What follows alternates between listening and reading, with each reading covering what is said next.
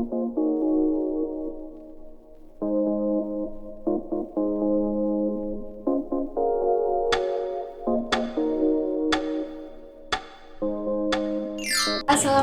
warahmatullahi wabarakatuh. Selamat siang teman-teman. Kembali lagi bertemu dengan saya Bunga Anindya di mata pelajaran Sosiologi. Semoga hari ini teman-teman semua dimanapun kalian berada dalam keadaan yang sehat. Oke, sebelum memulai pembelajaran kita hari ini, marilah kita berdoa menurut agama dan kepercayaan kita masing-masing. Berdoa dimulai. Teman-teman, saya ingatkan kembali untuk segera melakukan presensi dengan menulis nama, nomor absen, dan keterangan kehadiran seperti contoh di bawah ini. Nah, hari ini kita akan membahas tentang perubahan sosial. Jadi, seperti apa sih yang disebut sebagai perubahan sosial yang ada di masyarakat? Yuk kita bahas. Oke, sebelum itu kita perlu mengetahui tujuan pembelajaran kita hari ini. Yang pertama yaitu siswa dapat memahami pengertian perubahan sosial menurut para ahli. Yang kedua, siswa dapat menjelaskan pengertian perubahan sosial yang ada di masyarakat. Yang ketiga, siswa dapat mengklasifikasikan bentuk perubahan sosial yang ada di masyarakat sesuai dengan kategorinya. Nah, sudah mengerti kan? Yuk kita lanjut pembahasannya. Yang pertama, kita akan membahas mengenai pengertian perubahan sosial menurut para ahli. Ahli yang pertama yaitu antropolog asal Indonesia, Bapak Sela Sumarjan, menyatakan bahwa perubahan sosial adalah perubahan yang terjadi pada lembaga-lembaga kemasyarakatan di dalam suatu masyarakat yang mempengaruhi sistem sosial, nilai-nilai, sikap, dan perilaku ataupun interaksi di antara kelompok-kelompok di masyarakat. Nah, sedangkan menurut Kingsley menyatakan bahwa perubahan sosial itu merupakan perubahan yang terjadi dalam struktur dan fungsi masyarakat. Sedangkan menurut Gilin dan Gilin, perubahan-perubahan sosial merupakan sebuah bentuk variasi dari cara-cara hidup yang telah diterima, baik karena perubahan kondisi geografis, kebudayaan material, komposisi penduduk, ideologi, maupun karena adanya difusi ataupun penemuan-penemuan baru di dalam suatu masyarakat. Next, kali ini kita akan membahas mengenai 4 kategori bentuk-bentuk perubahan sosial. Yang pertama yaitu berdasarkan waktu. Perubahan sosial berdasarkan waktu dibagi lagi menjadi 2, yaitu evolusi dan revolusi, atau secara lambat dan secara cepat. Nah, perubahan evolusi ini membutuhkan waktu yang lama untuk terjadi. Kenapa? Karena harus melalui berbagai tahapan dari yang sederhana menjadi maju. Contohnya, yang terjadi pada suku anak dalam atau suku Kubu di Jambi. Nah, mereka dulu sangat menolak berbagai perubahan sosial yang ada. Tetapi, perlahan demi perlahan, tahap demi tahap, mereka mulai menerima ilmu pengetahuan dengan mengizinkan banyak relawan ataupun peneliti untuk mengajarkan membaca, menulis, berhitung kepada anak-anak mereka. Nah, meski demikian, sampai hari ini suku Kubu atau suku anak dalam di Jambi, mereka masih mematuhi hukum adatnya. Yang kedua yaitu perubahan sosial secara cepat atau revolusi. Nah, perubahan revolusi ini sebutan bagi perubahan yang berlangsung dengan sangat cepat. Revolusi mengubah dasar dari kehidupan pokok di masyarakat. Salah satunya yaitu mengubah tatanan dunia, atau contoh nyatanya yaitu revolusi industri di Inggris. Nah, saat itu pabrik yang bekerja dengan alat-alat tradisional dengan tenaga manusia digantikan oleh teknologi atau dengan mesin-mesin yang sangat besar. Nah, hal ini membuat berbagai perubahan baik itu dari segi penghasilan, ekonomi, maupun teknologi yang ada di Inggris sana, maupun di negara lain. Nah, syarat terjadinya evolusi dan revolusi ini harus ada tujuan yang konkret yang dapat dicapai. Artinya tujuan itu dapat dilihat oleh masyarakat dan dilengkapi oleh suatu ideologi tertentu. Yang kedua yaitu perubahan berdasar sudut pandang di masyarakat. Yang pertama, perubahan yang dikehendaki. Nah, perubahan yang dikehendaki ini merupakan perubahan yang dilakukan atas dasar perencanaan yang matang dari pihak yang menginginkan perubahan. Misalnya, program keluarga berencana atau KB yang bertujuan untuk menghasilkan perubahan dalam menekan pertumbuhan penduduk.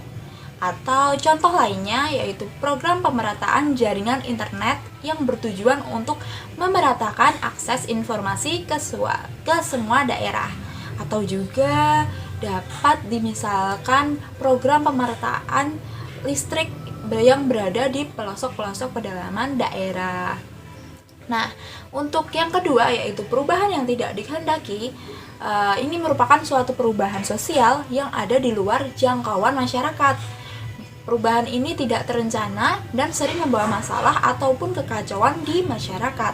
Misalnya yaitu seperti saat ini perubahan sosial yang tercipta akibat pandemi, di mana banyak sektor usaha yang mengalami kerugian maupun terhambatnya pelaksanaan pembelajaran jarak jauh karena akses internet yang belum merata. Kategori selanjutnya yaitu perubahan berdasarkan pengaruhnya. Dibagi lagi menjadi dua, yaitu perubahan sosial kecil dan perubahan sosial besar.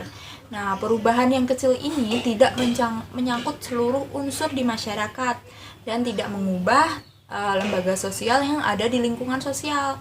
Perubahan sosial kecil ini tidak memberi dampak yang besar bagi kehidupan sosial. Misalnya yaitu perubahan pada mode pakaian. Suatu tren fashion masih yang mengikuti itu tidak seluruh masyarakat ya, pasti ada beberapa kelompok saja dan pengaruhnya tidak begitu besar untuk masyarakat lainnya yang tidak mengikuti tren fashion tersebut. Yang kedua yaitu perubahan sosial besar. Artinya perubahan ini menyangkut masyarakat secara luas dan membawa pengaruh yang berarti bagi kehidupan sosial. Contohnya yaitu urbanisasi atau perpindahan dari penduduk dari desa ke kota. Nah, mengapa memiliki pengaruh yang besar? Apabila nih urbanisasi berlangsung atau mengalami kegagalan, akan terciptanya kemacetan. Terus atau juga akan terciptanya kemiskinan karena adanya kesenjangan atau tidak bisa bertahan untuk bekerja di kota. Next yaitu perubahan berdasar arah perkembangannya. Dibagi menjadi dua, yaitu perubahan sosial progres dan perubahan sosial regres. Nah, perubahan sosial progres ini menuju ke arah kemajuan, sehingga memberikan keuntungan bagi kehidupan masyarakat. Contohnya yaitu semakin canggih dan berkembangnya teknologi. Dulu, ketika kita ingin membaca berita, pasti kita akan membeli koran atau membaca melalui koran. Tapi sekarang ini kita hanya perlu menggunakan smartphone kita untuk dapat mengetahui berita-berita yang sedang up to date di masyarakat. Yang kedua yaitu perubahan sosial regres.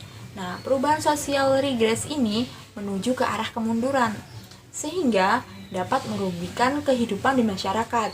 Contohnya yaitu adanya berita hoax di sosial media. Ada juga berbagai tindak kriminalitas di dunia maya, mulai dari judi online, pengedaran obat terlarang, sampai prostitusi online. Nah, setelah kita belajar materi mengenai berbagai pengertian perubahan sosial menurut para ahli dan 4 kategori bentuk perubahan sosial seperti berdasarkan waktu, pengaruh, sudut pandang, dan arah perkembangannya, sekarang kita akan mengerjakan soal berbasis game. Nah, gamenya apa sih? Nah, pada pertemuan kali ini kita akan bermain game Time to Climb. Untuk link soal sudah ada di Google Classroom. Sekarang saya akan memberikan tutorial terlebih dahulu bagaimana cara mengerjakan soal di game Time to Climb ini. Yuk simak videonya. Klik link di Google Classroom. Kita akan ke web Nearpod. Setelah itu klikkan atau isikan nama masing-masing. Terus klik Join Lesson. Nah, setelah itu kita akan diarahkan untuk memilih karakter. Ini kalian pilih bebas saja karakternya yang mau dipakai yang mana. Di sini saya akan memberikan contoh 3 orang pemain. Ada 3 siswa. Kita tunggu sampai saya klik start. Oke. Nah, di sini akan diberikan waktu 30 detik per nomor. Akan ada keterangan jika jawaban Anda benar atau salah.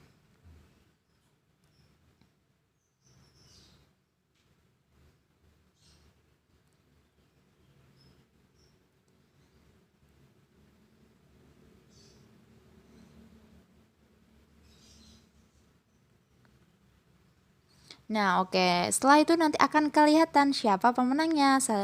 Ada perolehan nilai juara 1, 2, dan 3. Itu tadi tutorialnya. Setelah ini kita akan beralih ke Google Classroom untuk mulai mengerjakan soalnya bersama-sama. Jangan lupa kirim refleksi pembelajaran melalui chat pribadi. Sekian dari saya. Terima kasih. Wassalamualaikum warahmatullahi wabarakatuh. Tetap semangat.